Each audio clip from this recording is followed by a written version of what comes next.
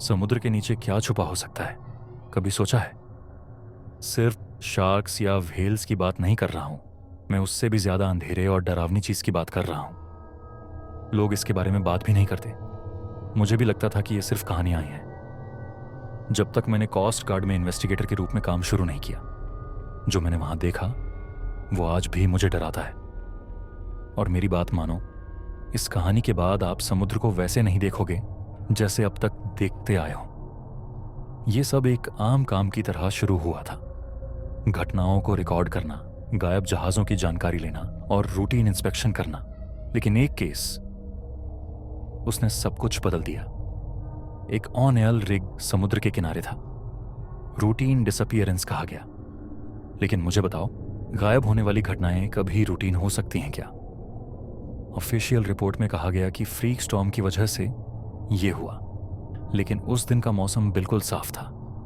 और सबसे अजीब बात, उस रिग पर एक भी इंसान नहीं मिला, न डिस्ट्रेस सिग्नल न बॉडीज, सिर्फ एक छोड़ा हुआ रिग। जब मैंने और जानकारी लेने की कोशिश की तो एक डरावनी बात सामने आई। उसी क्षेत्र में ऐसी और घटनाएं हो चुकी थीं। जहाज, मछली पकड़ने वाली नावें, यहां तक कि एक छोटी पैसेंजर फेरी।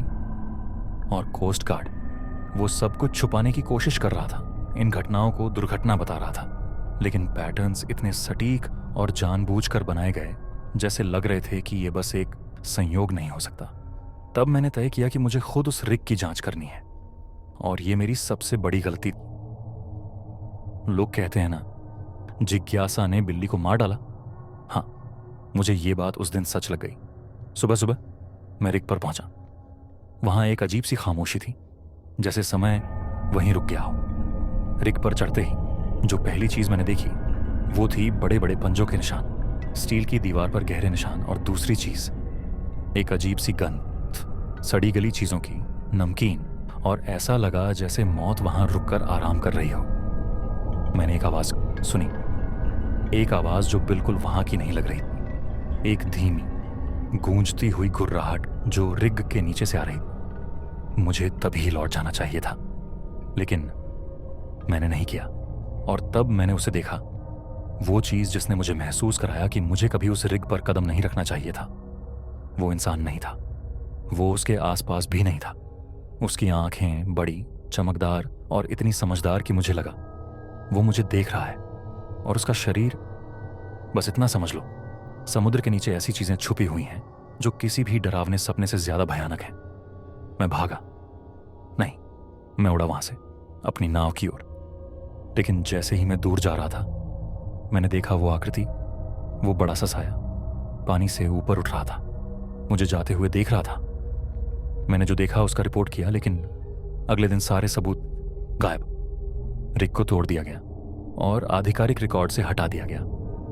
कोस्ट गार्ड ने कहा कि ये एक रूटीन डिकमीशनिंग थी।